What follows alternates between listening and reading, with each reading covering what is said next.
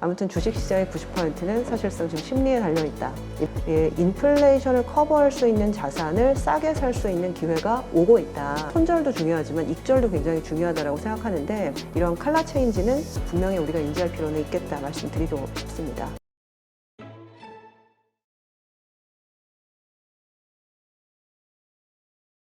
이번에 그 따라 돈 공부 절대 미루지 마라 책을 내셨어요. 이거 처음 내신 책이시죠? 네. 한 1년 정도 됐는데요. 네, 첫 책입니다. 네. 근데 그 가운데 뭐 투자자들이 정말 이렇게 좀 곱씹어 볼 만한 좋은 내용들이 많이 있던데 그 중에서도 이제 심리와 관련해서 언급을 하셨어요.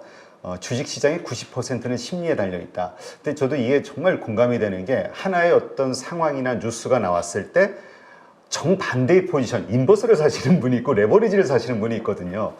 이 심리, 이걸 우리가 어떻게 잘 스스로 이 관리를 해야 되는 겁니까?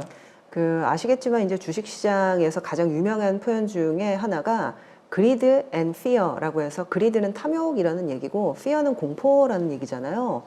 근데 대체적으로 시장이 이제 급락을 할 때 머리로는 압니다.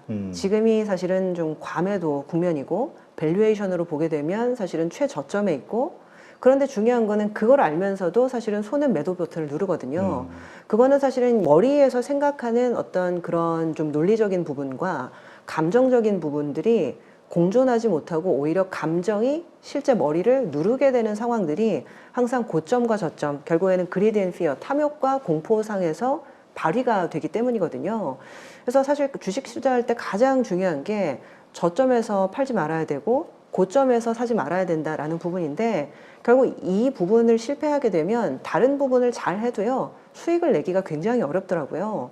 그래서 제가 이제 20년 정도 이제 증권 시장에서 있으면서 고수분들을 가끔 만나게 되잖아요. 근데 그분들은 시세를 잘 안 보시더라고요. 그리고 시세를 안 보시고 오히려 나는 마음이 힘들 때 산책을 간다. 그래서 2시간, 3시간 그냥 한강공원을 걷는다. 그리고 어떤 분은 나는 불경을 읽는다. 나는 성경을 읽는다. 그러니까 어떻게 보면 심리와 사실은 마음을 통제하기 위한 자기만의 루틴이 있는 경우들이 많으시더라고요. 그래서 그런 것들을 보면 실제로 이제 고수가 누가 고수인가? 정말 어떤 종목이 주도주가 되고 정말 많은 지식이 있고 그래가지고 산전수전 다 겪어가지고 정말 많은 정보가 있는 사람이 고수인가? 근데 실질적으로는 그렇지 않더라고요. 실제로 이제 고수는 내 마음을 통제할 수 있는 사람이 고수의 반열에 올라가는 경우들이 굉장히 많은데 실질적으로는 저도 그래서 참 내 마음을 통제하지 못해가지고 아직 고수가 되지 못했구나 이런 생각을 많이 하는데 아무튼 주식시장의 90%는 사실상 좀 심리에 달려있다 이런 생각을 좀 많이 하게 됩니다. 맞아요. 저희도 이제 자주 그 라이브 방송 같은 데서 이야기하는 게 우리 심리가 이 공포 구간, 사실은 모든 데이터를 뒤져보면 그 공포 구간에서 샀을 때 수익이 나는 구간인데 자꾸 올라가는 주식, 비싼 주식을 자꾸 더 오를 것 같은 느낌으로 이 탐욕 구간에서 자꾸 사다 보니까 그렇죠. 네, 막 빠지기 시작하면 뭐 3, 40%, 4, 50% 이렇게 손실 보는 개인 투자자들이 워낙 많이 있다 보니까 근데도 이게 참 심리가 조절이 잘 안 되는 것 같아요. 멘탈 관리가. 저는 그래서 사실 요거는 약간 정책적인 뭐 제언에 가깝긴 한데 이게 이제 장기 투자를 사실은 우대하는 세제나 이런 것들이 있으면 사실 이런 부분에 좀 도움이 되지 않을까라는 생각이 많이 들더라고요. 왜냐면 지금은 우리나라는 사실 양도 차익 과세가 없고 물론 지금 금투세 논의가 좀 있는 상황이지만은 지금 이 ISA 계좌나 이런 부분에 대한 세제 혜택도 옆 나라 일본이나 사실은 다른 나라에 비해서는 좀 작거든요. 그러다 보니까 실질적으로는 실제 금투세가 시행이 됐을 때 시행이 저는 뭐 안 되는 쪽이 당연히 주식시장에는 좋을 수 있겠지만은 이 장기 투자를 우대하는 세제 혜택을 조금 더 넣어서 주식을 사실 장기 보유할 수 있는 환경을 만들어주는 게 굉장히 중요한 것 같아요. 아시겠지만 미국 같은 경우에는 보유한 지 1년이 안 되면 50%의 세금을 때리고 보유한 지 1년이 넘게 되면 사실은 세금을 좀 낮춰주는 그런 어떤 세제가 있는 거잖아요. 근데 이제 우리나라도 이 장기 투자를 할 수 있도록 설계 자체를 제도적으로 그렇게 만들어가는 게 좀 중요하지 않을까라는 생각을 좀 하게 됩니다. 네, 진짜 한국 시장에서 장투 얘기하면은 그건 물정 모르는 이야기다 이런 얘기를 하시는 분들이 많아요. 왜냐하면 좋은 주식이고 그 가치가 제대로 시장에서 평가를 받아서 오르다가도 이 유동성의 부족 때문일까요? 어느 정도 오르면은 그거를 그냥 매도해 버리는 그 투자자들이 막 늘어나면서 다시 원위치 아니면 많이 빠지는, 그러니까 이거를 못 견디고, 네, 그러면서 역시 올랐을 때 수익이 났을 때 팔아야 돼, 한국 주식은, 이러면서 오히려 미국 증시에 대한 그 동경을 하는 분들이 지금 늘어나는 현상, 그렇죠. 이게 생기는 것 같아요. 이게 사실 결국에는 장기로 보고 주식을 하는 플레이어들이 시장에 많아야 되는 거거든요. 근데 미국 같은 경우에는 연기금이 많고요. 퇴직연금이 굉장히 많은 포션을 차지하고 있기 때문에 미국은 단기성 투자자도 분명히 있지만 장기적으로 보고 투자하는 기관 투자자들이 아주 단단하게 시장을 받쳐주고 있는 겁니다. 근데 우리나라 같은 경우는 아직은 선진국이 아니라 신흥국이다 보니까 외국인들도 사실 이제 환율의 움직임에 따라서 넣었다 뺐다 하는 스마트머니 형태로 투자하는 외국인들이 많다 보니까 이 장기 자금이 없어서 사실 최근에 이제 이 MSCI 선진국 지수 편입을 추진하는 이유도 기왕 외국인 투자자들이 들어올 거면 단기성 투자자들이 아니라 좀 더 장기적으로 보고 투자하는 그러니까 자금을 받아들여야 되는데 그런 자금은 대부분 선진국 지수에 투자하는 자금들이 많더라라는 거거든요. 그래서 이제 외국인도 사실은 장기성 투자를 하는 외국인들을 받아들일 필요가 있는 거고, 그리고 이제 개인 투자, 기관 투자들도 좀 장기성 자금을 유입할 수 있도록 뭐 퇴직연금 세제 혜택이라든지 이런 것들도 좀 늘리는 부분이 필요하겠죠. 네, 책에 보니까 재밌는 이야기가 있던데, 부자들은 여의도를 멀리한다. 아, 네, 네. 네, 이런 이야기가 있어요. 이거 어떤 의미입니까? 제가 뭐 사실 여의도에 여전히 사무실이 있는 분들도 있는데요. 가끔 보면 여의도랑 굉장히 멀리 판교로 가시는 분들도 있고, 뭐 강남 테헤란로에 가시는 분들도 있고, 아니면 정말 삼청동이나 강북 쪽에 정말 산쪽 물 좋은데 사무실을 자리하시는 분들도 있는데, 근자에는 아시겠지만은 버크셔에서 웨이의 회장 워렌 버핏은 오마하에 사무실이 있는 거잖아요. 근데 그 이유가 뭘까라고 하면 굉장히 많은 정보가 여의도엔 돌아다니는데 맞아요. 이 정보가 사실상은 신호와 소음을 구별을 해야 되는데 사실 이 신호는 굉장히 적고 소음이 많다라고 보시는 분들이 많은 것 같아요. 이게 처음에는 대부분 정말 주식을 잘하려면 정보가 많아야 되니까 정보가 가장 많이 돌아다니는 여의도에 있어야 될 것처럼 여기시다가 한 10년, 15년, 20년 해오면 결국에는 그 정보들 중에서 가장 나에게 필요한 것들은 꼭 내가 여기에 있지 않아도 결국에는 들을 수밖에 없는 정보들이 있는 거죠. 그리고 파악할 수밖에 없는 어떤 큰 추세들이 있으니까. 그래서 대부분은 바깥에 나가서 투자를 하시는 경우들이 굉장히 많이 생기더라고요. 네. 그런 것들을 보면 결국에는 우리가 진짜 필요한 거는, 제가 아까 주식시장의 90%는 심리에 달려 있다라고 말씀을 드렸는데 90%가 정보에 달려 있는 게 아니라 실질적으로는 내 마음의 평정을 잡기 위해서 오히려 과도한 어떤 정보나 과도한 어떤 소음에서는 좀 멀리 떨어지는 그런 것들을 좀 깨달으신 분들이 보통은 좀 멀리 사무실을 내시는 게 아닌가 생각이 좀 들더라고요. 네, 그렇군요. 이번에 그 중동 전쟁, 뭐 이스라엘의 이란 공격, 네. 이런 일이 벌어졌을 때 뭐 난리가 났었는데, 참 그때 희한한 게 우리는 폭락을 했는데 이스라엘 증시는 상승하는, 그렇죠. 이런 거 네네. 보면서 그쪽은 또 선진국 증시라는 이야기를 들어서 역시 그렇구나, 부러운 생각도 좀 들었는데, 이런 상황이 지금 이어지고 있단 말이죠. 아직 그런 어떤 지정학적 리스크라든가 여러 가지 이런 것들이 있음에도 불구하고 우리가 지금 적극적으로 좀 투자를 할 어떤 시기라고 보시나요? 아니면 어떻게 보시나요? 투자자의 관점으로? 사실 뭐 단기적으로는 당연히 조정이 있을 수도 있고, 왜냐면 지금 1월부터 3월까지 코스피가 2,400선 중반에서 2,700선 한 후반까지 올랐기 때문에 사실 이제 한 분기에 한 10몇 % 오르는 거는 사실 또 쉽지는 않은 일이거든요. 근데 중요한 거는 저는 반드시 투자는 해야 된다라는 생각을 항상 갖고 있는 게, 이게 지금 과거와 좀 달라진 게 금리가 많이 오르고 물가가 오르는 시대인 거잖아요.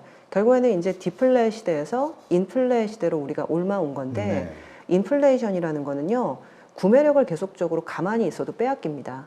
예를 들면 지금 사실 물가가 다시 낮아졌는데 구매력을 빼앗긴다는 얘기가 뭐지? 라고 생각하실 수 있는데, 지금 현재 환율이 1,100원일 때 환율과 지금 1,400원일 때 환율을 생각하면 우리는 자급자족 경제가 아니기 때문에 어디선가 물건을 사오거든요. 근데 환율이 굉장히 높아졌기 때문에 우리는 또 비싸게 사올 수밖에 없으면 그만큼 우리는 구매력을 빼앗기고 있는 겁니다. 그렇기 때문에 지금 같은 시기에서는 고금리, 고환율, 고물가, 구매력을 어떻게 보존할 것인가라는 생각을 저는 계속 하셔야 된다라고 생각을 해요. 근데 중요한 거는 이제 구매력을 보존하기 위해서 내가 정말 투자에 손실 보면 안 되겠다. 그래서 이제 은행 예금을 하시거나 채권 사시는 분들도 되게 많은데 사실 어느 정도는 저는 좋다라고 생각은 해요. 근데 중요한 거는 은행 예금과 채권 투자에 사실은 장점과 단점이 있는데 치명적인 단점 하나는 절대로 인플레이션 해지가 되지 않는다라는 부분입니다. 결국에는 물가가 4% 오르는데 금리는 사실은 그만큼 따라 올라가지 않았을 때 나는 이제 예금 들 때 3%로 든다라고 약속을 하면은 그 금리가 올라가지 않거든요. 결국에는 대부분의 예금과 채권은 인플레이션 해지를 해주지 못하는 물가 상승률을 커버해주지 못하는 자산이기 때문에 이게 꼭 주식이 아니더라도 부동산이든 주식이든 모종의 어떤 원자재든 어떤 형태의 인플레이션을 커버할 수 있는 자산군에 내 돈을 분산시켜 놓는 투자가 지금은 반드시 필요하다라고 생각을 하거든요. 그래서 지금처럼 오히려 이게 변동성이 좀 커지고 그리고 굉장히 좀 어려운 시기일수록 인플레이션을 커버할 수 있는 자산을 싸게 살 수 있는 기회가 오고 있다라는 관점에서 접근을 하시면 조금 더 도움이 되지 않을까 싶습니다. 네. 참 요즘 그 재테크 열풍이 불면서 젊은 분들서부터 시작해가지고 막 이렇게 막 뭔가 투자를 위한 뭔가를 노력을 하는데 전부 좀 한탕주의라고 말하면 좀 그렇고 뭔가 빠른 시간 내에 수익을 크게 낼 수 있는 그런 것들을 생각하다 보니까 지금은 뭐 암호화폐 쪽이 아니냐, 가상자산이 아니냐, 뭐 이런 식으로 간단 말이죠. 그러다 보니까 점점 뭐 반복해서 일어나는 현상이지만은 그 피해를 보는 분들, 그러니까 생각처럼 잘 안 되잖아요. 그렇죠. 그 위험 네, 투자가. 네. 그로 인해서 오히려 좌절에 빠지시는 분들, 그러니까 재테크, 돈을 불리는 과정에서 정말 실수를 많이 하는 분들이 점점 느는 것 같아요. 이번에 책에도 그런 내용이 좀 있던데 이런 분들이 실수를 줄이기 위해서 할 수 있는 것들이 뭐가 있을까요? 사실 제가 지금 리서치 센터에서 자산 배분을 같이 담당을 하고 있는데요. 자산 배분하면 뭐 공자왈, 맹자왈 또 뭐 교과서적인 얘기한다 이렇게 생각을 하실 수도 있는데 사실 제가 자산 배분 담당하면서 리포트를 쓸 때마다 느끼는 게 이게 내 자산에 대한 배분 관점을 정말 진지하게 한번 생각을 해봐야 될 것 같아요. 이게 어떤 얘기냐면 사실 저도 사실 코인이나 암호화폐를 거래를 해본 적이 있거든요. 그리고 사실 원자재도 거래하고 그리고 여러 가지 자산을 저는 다 거래를 해봅니다. 또 공부하기 위해서도 하지만 제가 관심이 있어서. 근데 중요한 거는 대부분이 거꾸로 많이 해요. 아시겠지만 이 자산 배분의 기본이라는 것들은 변동성이 큰 자산은 조금 배분을 하고요. 변동성이 낮은 자산은 많이 배분을 해서 전체적인 포트폴리오로 봤을 때 변동성을 어떤 중간에서 관리를 하고 크게 사실은 손실 보지 않는 가운데에서 계속 복리로 불려나가는 것들이 자산 배분의 개념이거든요. 근데 우리는 빠르게 뭔가 돈을 벌 수 있을 것 같으니까 변동성이 엄청 큰 대부분 이제 암호화폐들이 대부분 변동성이 가장 큰 가상자산들이잖아요. 근데 이제 사실 변동성이 크면은 거기에다 비중을 작게 배분을 해야 되는데 가장 많이 가상자산에 투자를 하고 오히려 지금 안정적이니까 어느 정도 한 40~50%는 배분을 해야 되는 것들이 대부분 금리자산 내지는 인컴자산 배당주나 채권이나 예금인데 이런 부분들에는 사실은 별로 수익성이 안 나 보이니까 굉장히 조금 배분을 하는 형태를 가지고 있다는 거죠. 근데 오히려 이거를 조금 바꿔보실 필요는 좀 있을 것 같아요. 결과적으로는 이 수익이 사실은 많이 날 것 같은 자산은 변동성이 크다라는 것들을 항상 기억하셔서 이 적절한 어떤 배분 비중을 가져가셔서 내 자산을 전체 포트폴리오로 관리를 한다라는 관점을 가지시면은 오히려 장기적으로 계속적으로 복리 수익을 좀 내실 수 있는 그런 좀 플랜을 짜실 수 있지 않을까 생각도 좀 하고 있습니다. 네. 네네. 사실 그런 한번 실패에 투자한 분들, 뭐 우리 주식 가운데서도 왜 테마주라든가 좀 이렇게 좀 조금 보다 더 위험한 뭐 이런 주식들에 투자하신 분들 손실을 보고 나서 그런 후회를 하거든요. 그래서 내가 다시 원칙대로 투자를 하리라. 근데 그런 게 쉽게 바뀌지가 않잖아요. 한 작심삼일로 끝나고. 네, 쉽지는 않은데 근데 저는 그러면 하나라도 조금 지켜주셨으면 좋겠어요. 예를 들면 굉장히 변동성이 큰 주식이나 내지는 가상자산에서 돈을 벌었어요. 그러면 이 자산은 사실은 변동성이 굉장히 큰데 내가 돈을 벌었으면 내가 굉장히 운이 좋았구나 라고 생각을 하고요. 그러면 거기에서 사실은 익절을 하시고 다른 자산으로 옮기셔야 됩니다. 왜냐하면 내가 사실은 여기서 돈을 번 만큼 잃을 확률도 굉장히 있는데 나는 굉장히 운이 좋게도 아직 안 잃은 거거든요. 그러면 적절하게 익절을 하고 오히려 다른 자산에서 또 불리는 과정들을 하셔야 되는데 내가 돈을 벌었기 때문에 계속 이 자산에서 돈을 벌 수 있을 것 같은 그런 믿음이 생기는 거거든요. 네. 그래서 어찌 보면 이게 이제 손절도 중요하지만 익절도 굉장히 중요하다라고 생각하는데 요새는 지금 올라가는 주식은 정말 끝도 없이 올라가는 경향들이 있으니까 그냥 익절이 아니라 정말 끝까지 가져가는 게 정말 중요하다 이런 생각들을 많이 하시는데 적절한 익절 이런 것들이 사실 좀 좋은 투자 습관이 될 수 있다 이런 생각도 좀 많이 합니다. 네. 그 책에 보니까 그 부자들이 재산을 지키기 위해서 매일 하는 일이 있다. 이렇게 언급을 하셨는데 그게 뭡니까? 이게 궁금해서. 네, 이게 사실 별거는 아닌데요. 굉장히 공부를 많이 하세요. 그 예를 들면 뭐 매일 아침 사실은 5시, 6시에 일어나서 스스로 루틴을 가지시는 분들이 굉장히 많은데 가장 좋은 루틴들이 대부분은 뭐 공부 루틴이겠죠. 그래서 매일매일 신문을 보고 사실 신문 하나 볼 때 한 2~3시간씩 정독하신다는 분들도 있고요. 아침마다 일어나서 30분씩 독서를 하신다는 분도 있고 독서에서 사실은 그 부분들을 기록하신다는 부분도 있고 그래서 사실 공부에 대한 루틴을 가지고 계시는 분들도 있고요. 근데 그것들이 아니더라도 사실 좋은 루틴 예를 들면 영양제를 챙겨 먹고 계속적으로 운동을 하는 이런 좋은 루틴을 가지고 계시는 분들들. 근데 이런 것들을 왜 말씀을 드리냐면 이게 사실 사람이라는 게 지금 나의 좋은 상태가 계속 유지가 될 것 같지만은 갑작스럽게 뭐 불의의 사고로 내가 건강을 잃게 되는 경우들이 있고 그리고 점차 나이가 들어가면서 노안이 오거나 그리고 내가 예전 같지 않은 컨디션임을 갑자기 느끼는 경우들이 있거든요. 근데 중요한 거는 이런 루틴은 내가 가장 좋은 컨디션이었었던 20대, 30대의 컨디션들을 좀 더 오래 유지할 수 있게 도와줍니다. 그래서 그 좋은 루틴을 가지고 가시는 분들이 사실 굉장히 롱런 하시는 분들이 많더라고요. 그래서 특히 이제 부자들, 뭐 내지는 돈을 많이 버신 분, 투자로 돈을 버신 분들도 있고, 본업에서 돈을 버신 분들도 있는데, 좋은 루틴을 오래 유지하고 계시는 분들이 나의 좋은 컨디션을 오래 유지하면서 굉장히 좀 장기적인 어떤 플랜을 가지고 계시는 분들이 많더라. 그래서 작은 거라도요, 내가 오늘부터는 매일매일 30분을 책을 읽겠다, 신문을 보겠다, 좋은 친구를 만나겠다, 산책을 하겠다, 이런 루틴을 조금 한번 계획을 세워보시는 게 좋지 않을까 생각을 합니다. 네. 자, 많은 분들이 그러한 모든 거에 뭐라 그럴까요? 공감을 하면서 하는 마지막 고민이 뭐냐면 그래서 뭘 살까? 이거거든요. 네네네네. 그러다 보니까 뭐 가치주, 성장주에 대한 이야기도 있고 뭐 어떤 분들은 트렌드가 바뀌는 앞으로의 트렌드를 보고 성장주에 투자해야 수익이 크게 날 수 있다. 어떤 분들은 안전하게 기다리는 투자, 가치주 여러 가지 얘기하는데 참 어렵단 말이죠. 우리 이사님이 보시기에 우리 초보 투자자들이 어떤 투자를 지향하는 게 맞다고 생각하세요? 그 워렌 버핏이 그런 얘기를 한 적이 있어요. 주주서 안에서. 그래서 우리가 할 수 있는 일은 일단 촉촉하게 잘 뭉쳐지는 눈을 찾고 그 눈덩이를 굴릴 만한 가장 긴 언덕을 찾는 게 우리가 할 수 있는 딱 2가지 일이다. 그런 얘기를 한 적이 있거든요. 그래서 저는 이 얘기를 보면서 참 여러 가지를 느꼈는데 가장 중요한 게 긴 언덕이라는 거는 일단 오래 살아야 됩니다. 아시겠지만 이제 워렌 버핏이 지금 올해가 95세인데요. 네. 이분의 지금 전 재산의 95%가 60세 이후에 읽었다라는 부분을 아마 아실 거예요. 그래서 이제 건강 관리를 하면서 오래 사는 결국에는 이제 언덕이 길다는 얘기는 그만큼 내가 계속 눈덩이를 굴린다는 거잖아요. 그래서 건강 관리를 굉장히 잘해야 된다라는 생각을 하는데 사실 이제 그런 부분보다 이제 중요한 게 촉촉한 눈이잖아요. 그 촉촉한 눈이 없으면 언덕이 길어도 굴릴 게 없으니까. 그렇죠.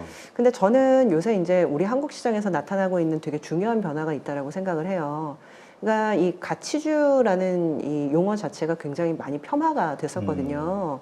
근데 이제 이 가치주라는 전략은 쌀 때 주식을 사면 언젠가는 그 주식이 비싸진다라는 건데 중요한 거는 최근 한 10년 정도는 싼 걸 사기는 샀는데 그 주식이 비싸지질 않아요. 네. 그러다 보니까 아니 비싸지지도 않는데 가치주 투자는 할 필요가 없다라는 생각을 많이 했던 거거든요.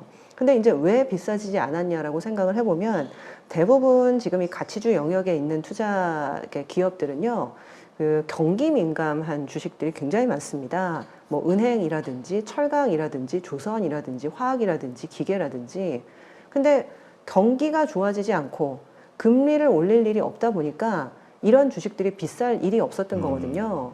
근데 저는 사실은 이제는 좀 서서히 흐름이 오고 있는 게 아닌가라는 생각을 많이 하는 게, 아까 사실은 말씀을 드렸지만 정말 오랜만에 고환율이 오고 있고 고금리가 오고 있고 고물가가 오면서 실질적으로 이런 어떤 금리와 물가 환경이 변했을 때 이러한 경기와 관련된 주식들이 오를 수 있는 환경이 지금 시작이 됐거든요. 근데 여기에다가 이제 마중물을 하고 있는 게, 정부에서 이 밸류업 프로그램을 추진을 하겠다라고 네. 연초부터 얘기를 좀 많이 하고 있습니다. 물론 총선 이후에는 이 여소야대 상황에서 여러 가지 세대 혜택이나 이런 것들이 어려울 텐데 이게 제대로 추진될 수 있겠느냐라는 우려감도 있는 것 같아요. 근데 아시겠지만 지금 개인 투자가가 1,400만 명입니다. 그렇죠. 뭐 지금 거의 3분의 1은 주식 투자를 하고 있다는 얘기인데, 일반 주주 그리고 소액 주주, 개인 주주의 후생을 확보하고 늘리겠다라는 것들은 저는 당파성이 없는 주제라고 생각을 해요. 어떻게 보면 당위성에 좀 더 가깝죠. 그래서 이런 것들은 사실은 양당의 어떤 좀 방법론의 차이가 있지, 뭐 당근을 줄 거냐 채찍을 줄 거냐, 저는 그 정도의 차이라고 보는데, 이 방향성에 있어서는 사실은 저는 큰 이견이 없을 거다라는 생각을 좀 하고 있기 때문에, 결국에는 이 밸류업 프로그램들이 하나의 또 마중물이 되게 되면, 지금 현재 이 매크로와 정부의 정책이 결합되면 그동안에 좀 이 실망을 많이 줬었던 이 가치주 투자 전략들이 빛을 발할 수 있는 상황들이 좀 오고 있는 게 아닌가라는 생각을 좀 해요. 그래서 항상 옳은 건 아닙니다. 근데 지금 현재 매크로 상황들은 제가 보기에는 예전과는 좀 다른 어떤 관점으로 보셔도 되지 않을까 생각을 좀 하고 있어요. 네. 그렇다면 소위 우리가 경기 민감주라고 표현하는 그러한 어떤 산업 그 주식들, 이쪽이 좀 각광을 받을 것이다, 이렇게 보시는 건가요? 네, 실질적으로요. 요새 이제 미국 주식이 상당히 조정을 많이 받으면서 지금 뭐 엔비디아 뭐 내지는 뭐 반도체주들 뭐 매일매일 떨어지고 있는 상황인데요. 재미있는 거는 지금 그런 테크주들이 떨어지고 있는 상황에서도 52주 신고가를 경신하는 종목들이 있더라고요. 그래서 제가 이게 쭉 찾아봤는데 대부분 은행주, 보험주, 카드회사, 금융주들입니다. 네. 그리고 미국이 아니라 이제 유럽에서도 지금 금융주들이 전부 다 지금 신고가를 경신하는 현상들이 좀 나타나고 있거든요. 그러니까 이 얘기는 우리나라는 밸류업 때문에 은행주가 오른다 쳐도 미국이랑 유럽은 밸류업도 아닌데 왜 올라? 라는 생각하실 수 있겠지만, 결국에는 금리의 레벨 자체가 올라가면서 이 금융주의 수익원이 확장되는 현상들이 지금 해외에서도 나타나고 있는 거거든요. 그래서 지금 어떻게 보면 테크가 빠지게 되면서 이 지수에서 차지하는 비중이 기술주가 굉장히 큰 비중을 차지하고 있기 때문에 조정이 오는 거는 좀 당연한 부분도 있다. 하지만 오히려 지금 밑단에서 올라오고 있는 이 경기 민감 주식들 분명히 좀 있기 때문에 이런 칼라 체인지는 분명히 우리가 인지할 필요는 있겠다 말씀드리고 싶습니다. 네, 알겠습니다. 네, 방송 보시는 우리 가족분들 잘 참고하셔서 본인의 투자 성향에 맞는 어떤 투자를 하시는데 도움이 되시기를 기대하겠습니다. 오늘 이렇게 좋은 인사이트 함께 해주신 박소연 이사님 고맙습니다. 네, 감사합니다.